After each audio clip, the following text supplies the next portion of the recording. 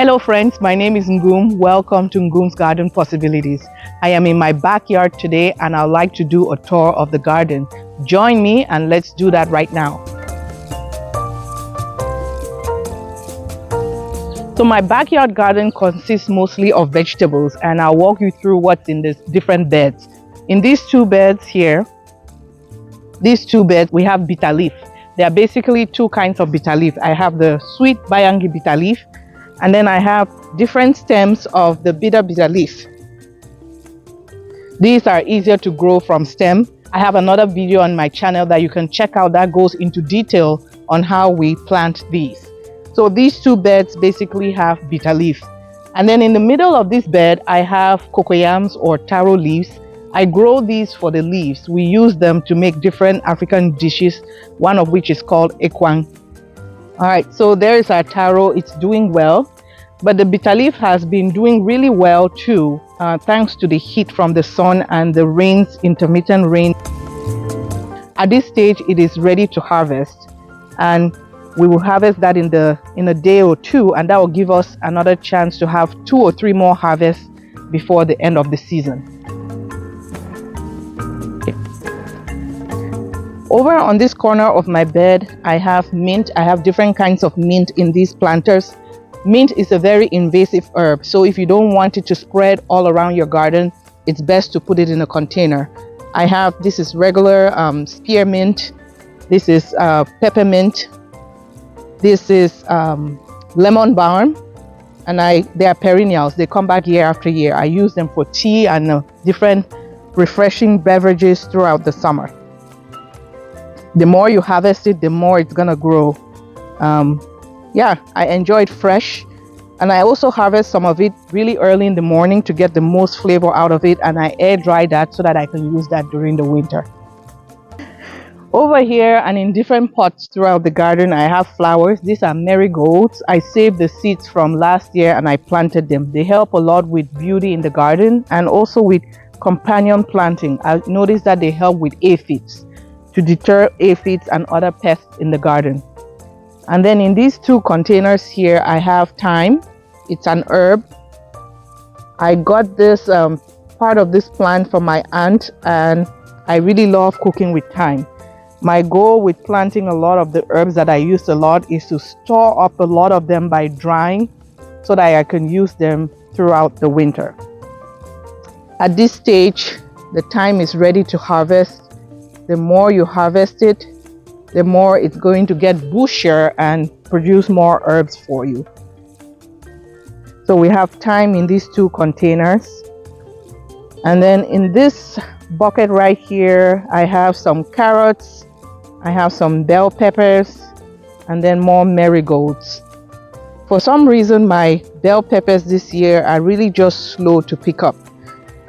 It's warmer now, so they would pick up quite a bit, but we're still hopeful for a harvest.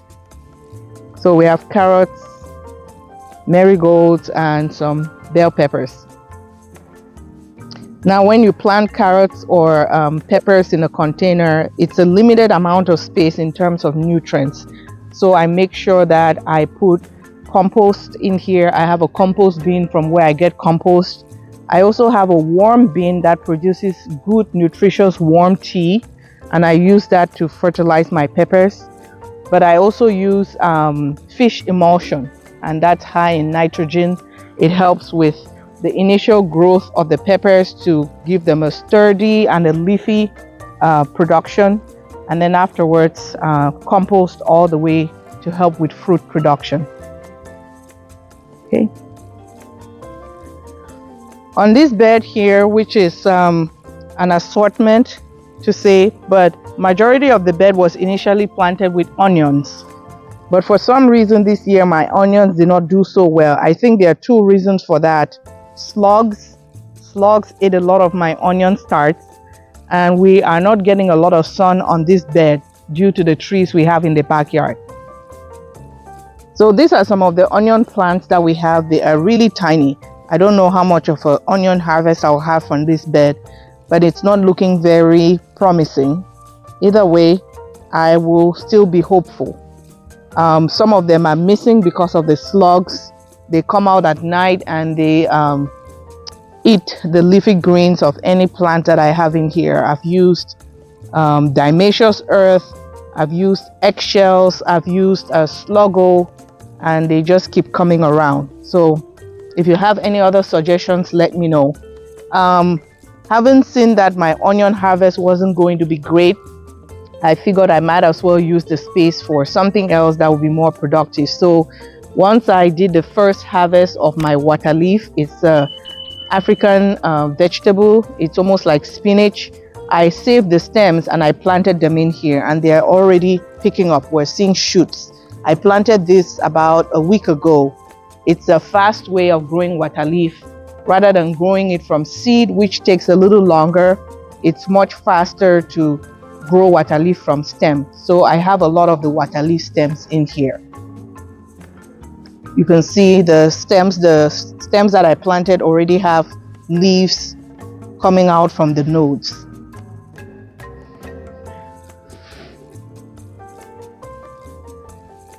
On this other half of the bed, I planted some leeks, and the slugs got to them as well, and even some bell peppers on this end, the slugs got to them. So I added some carrots instead.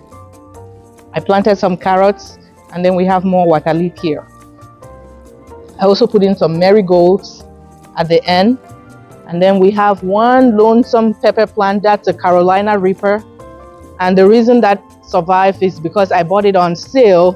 It was quite a big plant already, and that survived the slug damage. But if you look at the bottom leaves, there are a lot of holes there, and there are still slugs chowing on it. But we already have some Carolina Reaper peppers on the plant, so that's great. Over on this side of the garden is something new that I was trying this year, to add some fruits or berries to my garden. These are strawberries. I bought the bare root strawberry plants from MI Gardener, and I have different varieties here. I think I've lost the tag, but one is a fall bearing and one is oh, here we go. This one is a seascape strawberry plant, and the other one, I think it's a fall bearing strawberry plant. I don't know where the tag went, but the plants are doing great. They are putting out, this is their first year, they are putting out a lot of side shoots, and I think that's taking away from the energy of the plant to produce fruit. So what I'm going to do, or what I've read, correct me if I'm wrong in the comment section, is to cut out some of these side shoots and plant them somewhere else, so that the main plant can focus on making fruits, strawberry fruits. So I have a lot of runners here from the strawberry plant, and those eventually become a new plant down the road. If you plant this in the ground, you can see that it will become a new strawberry plant. So I'll cut off all of those and plant somewhere else. So we have 1, 2, 3, 4, 5, 6 strawberry planters here. It might not be a great harvest this year, but come next year, we'll probably have a better harvest because the plants will be more established. So moving along in the garden, I have herbs in pots and also in the ground. So this is another kind of mint. This is a ginger mint. It has a ginger flavor, and as you can see, it's sending out runners because it's wanting to grow beyond this pot. I harvest it every day for tea. Very delicious flavor. And then over here I have Mexican oregano. This was a plant that I got last year, and I had it in the pot throughout the winter. You can actually cut off the stem right here, put it in water, and it would root and form another plant. Over in this pot we have some oregano. I've been harvesting it, but it's starting to form flowers, and these flowers are so pretty and they attract a lot of bees and other pollinators. So it's time to harvest this so that it can form more shoots, and I will save it up for winter. In these 2 pots here and in other pots around the garden, I have more thyme. It's ready to harvest. Thyme over there. And then in this pot we have another variety of oregano. This is a variegated oregano. I just love how pretty it looks. It almost looks like a flower, but it is oregano. I'm hoping it's a perennial too, like the other one that can come back next year. Now this is the main bed in which I have a lot of my herbs, and these are herbs that I use almost on a daily basis in my kitchen. Let me go over what I have growing in here. So I have sweet basil here, and I've been harvesting it. You want to make sure that it doesn't get to the point where it has flowers, because then it stunts the growth. So I've been harvesting that, making pesto with it to put in the freezer, and I also have some air drying in my basement. My goal is to store up enough basil that will last me through the winter up until next season where I can plant some. I also have some purple basil here. I just love the color of it. And then all of this is Thai basil. Great for stir fries, great for making soup. That's Thai basil. There are so many different kinds of basil to plant, but this is a good time to plant basil. It's something easy to grow. It grows very fast, and with the heat it would pick up really fast, and you'll have a lot of a harvest before the winter comes. Over here I have I think my neighbor gave me this plant. It's a perennial. It's in the mint family. I can't remember the name. I'll look it up and put it up on the screen. But you can use it for soups and stir fries, but some people also use it to make mojitos and other drinks. I think it's time to harvest it so it doesn't shade the other ones. And then I have more sweet basil here. I use a lot of basil, so I'm planting quite a bit. My goal is to fill that area up with more basil and celery, which I'm currently nursing in my nursery. Over here we have what we call scent leaf. I don't know what the English name is. I'll look it up and put it up on the screen. But I started this from seed. These are seeds that I saved last year. And it's an herbal remedy in Cameroon. They use it for a lot of traditional herbal remedies. You can also use it for tea. They use the leaves as well to season a lot of our African soups. So it's a wonderful addition to my garden. And then over here I have some spring onions that I started from seed. They are picking up. And these are some that I store-bought spring onions that I just replanted. So what I do is I harvest, like right here, I'll cut these green tops off, and the spring onion will keep growing until winter time. More spring onions here. This is a new addition to my garden. They are called Egyptian walking onions. It's a perennial, but these are the seeds, and I think eventually they'll fall to the ground and grow again. But basically they grow like a spring onion and they come back every year. I got this from someone on Facebook Marketplace, and there you go, spring onion all year round. It's a perennial. This is parsley. I just harvested this about a week ago, and it's already filling up again, very leafy. With herbs, the more you harvest them, the more they produce. Again, I am storing up some of it fresh and drying some of it to use throughout the winter. And then over here, this is a perennial. It's called lovage. It has a nice, strong celery flavor. It's great for soups. It's almost like a cross between celery and ginger.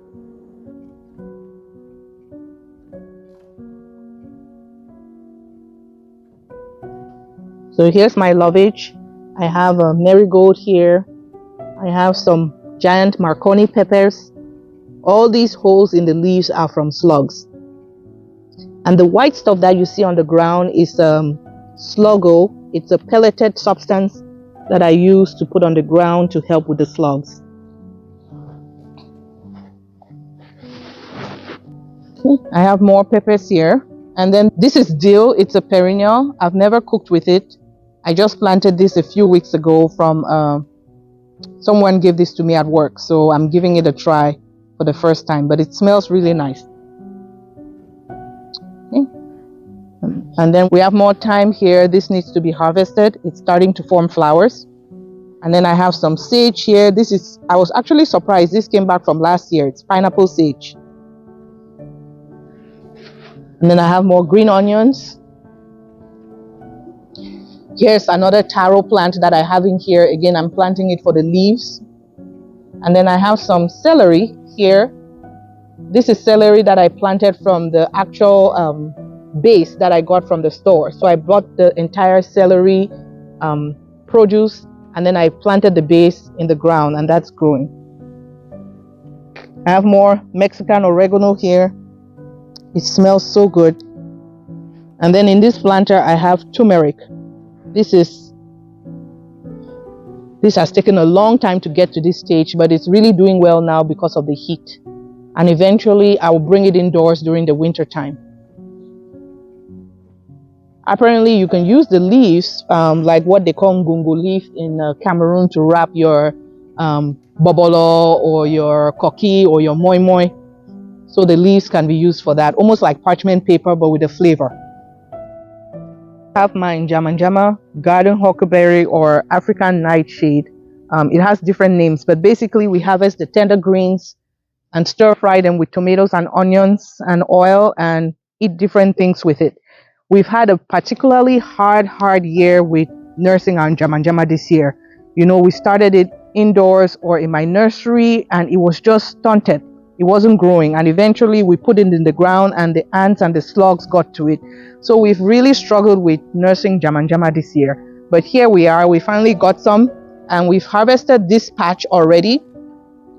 So when you harvest it, it's almost like pruning it. So when you harvest the njama, you harvest the main stalk and it produces more side shoots from where you can harvest. And you do that over and over. This is the other njama bed, and this one was planted a little bit later, so it's getting to the point where we are almost ready to harvest it. This is the big leaf bafusam njama. So the rains and the heat, it just makes a difference when it rains. It's like pouring magic in the soil, and your leafy vegetables just pick up so much. So the njama is doing well. In a few days we'll be harvesting this. And again, I have a lot of flowers interspersed between the njama. It helps with beauty. It helps with companion planting. I don't have a lot of issues with aphids or ants.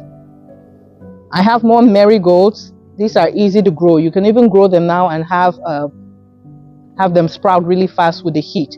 But they help with beauty. They attract pollinators to the garden, bees and other insects. And they also help to deter pests in the garden like aphids, and the aphids, they destroy your leafy vegetables, so it helps with deterring things like that. All right. So I have more peppers here in containers. As you can see, I have 2 in each container with some carrots. This is a red night variety. It's a sweet bell pepper. I also have some carrots in there. Just make sure that if you're planting peppers in containers, that you put in a lot of nutrients so that the plants will do well. Compost or warm tea are some of the things that I use in the later stages of development. I have more peppers here. I think that's a yellow monster pepper that I started from seed. Okay. Over on this bed is one of my salad beds, and this is a second planting of the greens in this bed. Initially I had spinach here and some Swiss chard, but because of the heat the spinach bolted. But we enjoyed some of the spinach early on in the season, April and May, and once that was done with, then I planted Swiss chard. There are different colors of the Swiss chard. This is a rainbow chard. Basically it's they have different colors. You have the yellow, you have the white, you have the burgundy, you even have the strawberry color. We've been harvesting the tender leaves for smoothies and salads. I have a lot of trees in my backyard with squirrels that dig a lot. So we have this contraption over the planter to prevent the squirrels from getting in and digging.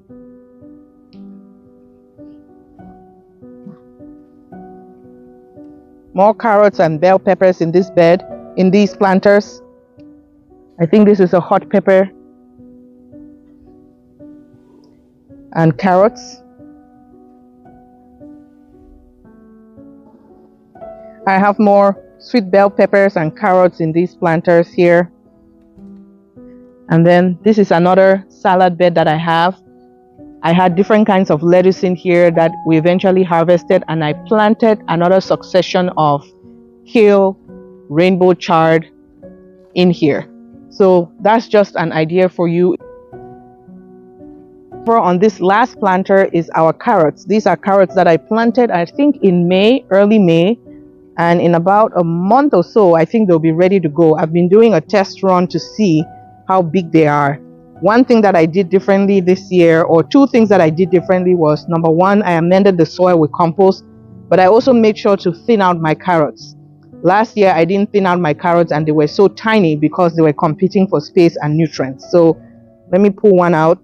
This is not a bad size. I have different color carrots in there, but we could still enjoy this. You could come out here and still pick out carrots and enjoy in your salad or snack away.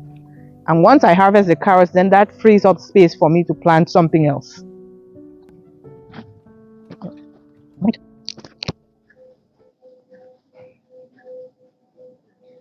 This is another raised planter in which I have carrots planted at the same time. More carrots that I planted early in the spring, and they'll be ready for harvest soon. Once I harvest those, then it will free up the space for me to plant something that would grow really fast, like a lettuce or even more water leaf or more basil that I can harvest quickly before the frost. Over here I just have more flowers, marigolds. On the edge here I have marigolds that I planted, and this bed mainly has water leaf. I have water leaf that I started from seed, but then I also have the ones that I planted from the stem that I'm picking up. And then over here we have rosemary. It's ready to be harvested. That way I can save that up for using during the winter time, and then it will grow more. I also have some garlic chives. The garlic chives have pink flowers, and then the regular chives have purple flowers. This is a perennial, comes back year after year. And then here I have chamomile. This comes back every year. I've been harvesting the flowers, these flowers, and drying them up for tea. It's a very calming tea. All of these plants were self-propagated.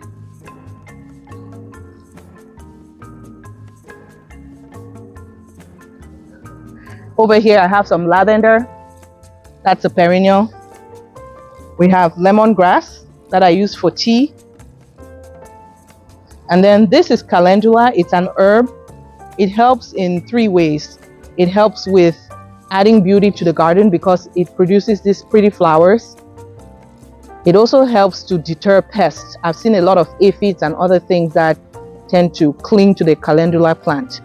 And then I also harvest the flowers that I use to make different salves. It's something that I'll try this year. I just air dry the flowers and I'll look up a recipe. It's supposedly very good for making skincare products if you have a lot of diaper rash or eczema and things like that. We have more water leaf and hot peppers here interspersed between the water leaf. The peppers have flowers, and oh, I didn't even notice that this is a habanero pepper. It's starting to form fruit.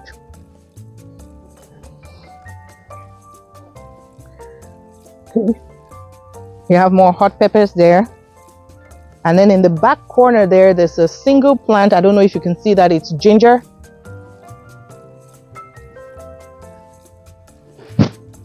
And then we have our zinnias. I'm going to have more different colors of zinnias right here. And then we have this lonesome eggplant.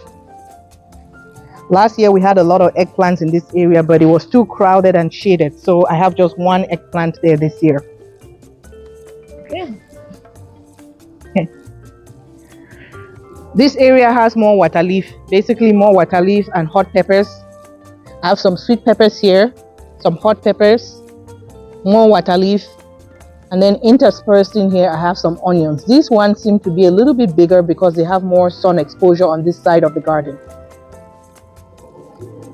Here's another calendula plant, and I have some in that planter too.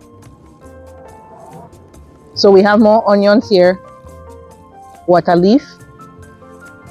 We have a calendula plants, and these flowers, it's best to harvest them when they are open in the morning, first thing in the morning. I have a habanero pepper here that's already forming, making fruit. Then exciting, I like making flower arrangements, so I picked up this eucalyptus plant, which you can cut up and make beautiful arrangements with.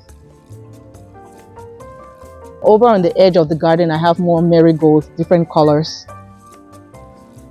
On this side of the garden, I have a huge trellis, and there are cucumber plants that are vining up on it. I also have some cherry tomatoes. This is a cherry tomato plant. I have a big boy tomato here.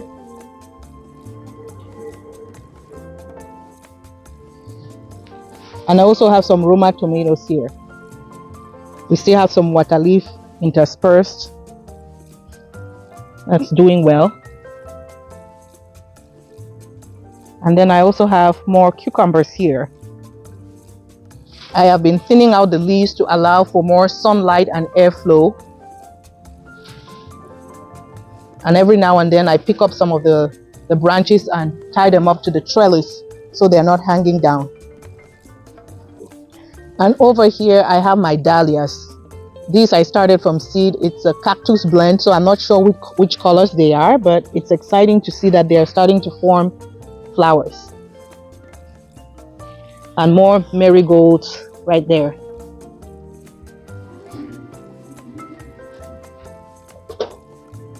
All right. And then over on this last part of close to the wall here, we have an assortment of zinnias, different colors of zinnias. So there you have it, friends. That was a tour of my backyard garden. I am happy you were able to watch to the end. I hope you were able to learn a thing or two about what's doing well, what you can plant now, and succession planting, some of the ideas of things that you can plant at this time and still have a harvest before the end of the year. As you can see, I have different methods of planting in the ground and in planters, flowers and different things. So give that a try in your garden as well.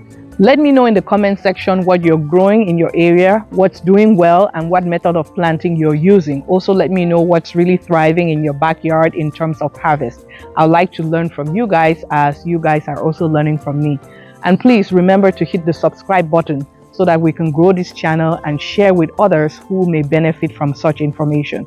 Until next time, I'll see you in the next video. And again, thanks for watching. Bye, friends.